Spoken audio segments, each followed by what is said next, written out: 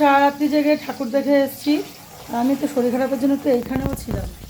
কালকে যাবো না, জোর করে নিয়ে গেছে। আর ঘুম থেকে উঠে দেখছি মা হেবি সুন্দর জিনিস রান্না করছে, দারুণ সেন্টও বেরিয়েছে। সবে স্নান টান করে বেরিয়েছি, দেখো মাথাটাতে বসে আর দেখছি এত সুন্দর একটা গন্ধ বেরোচ্ছে। আমি দেখি তো মা কী রান্না করেছে, ওই জন্য ভিডিও না করে মানে তোমাদের সঙ্গে শেয়ার না করে পারলাম না। দাঁড়াও দেখাচ্ছি।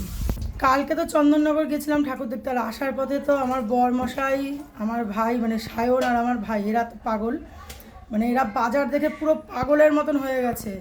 এত সস্তা লাউ শাক, আমাদের এখানে তো 10 টাকায় যে একটা আটি সেটাও খুঁজে পাওয়া যায় না।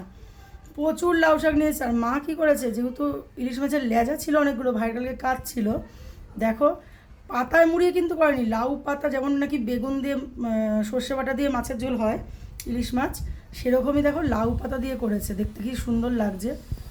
টেস্ট করেছে কিন্তু আমার মেয়ে আর বাবা, বললো হেব্বি সুন্দর হয়েছে। তো যাই হোক, ওটা ভাত দিয়ে খেয়ে মানে দেখা যাক কত সুন্দর হয়েছে।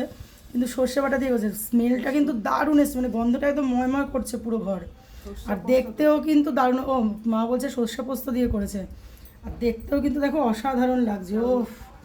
ও আবার এখানে দেখো ইলিশ মাছের হাত সরাও একটু, ইলিশ মাছের তেল দেখো কতটা।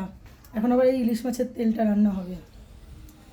কথাতেই আছে না, বাপের বাড়িতে আসলে মেয়েরা বেশ চব্য খায় আর কবজি ডুবিয়ে খায়। তা আমাদের অবস্থা হচ্ছে তাই। সত্যি কথা বলতে এখানে এসে রান্না করি, আমি করি না যে তাই না, করি অনেকটাই কম, মাই বেশিরভাগ করে। আর মার হাতে রান্না তো জাস্ট অসাধারণ, কোনো কথা হবে না। দেখো চোখে এখনও ঘুম, মানে ঘুমে ঢলছি যাকে বলে। তো এখন খেয়ে দেই ঘুমাবো। তো চলো টাটা।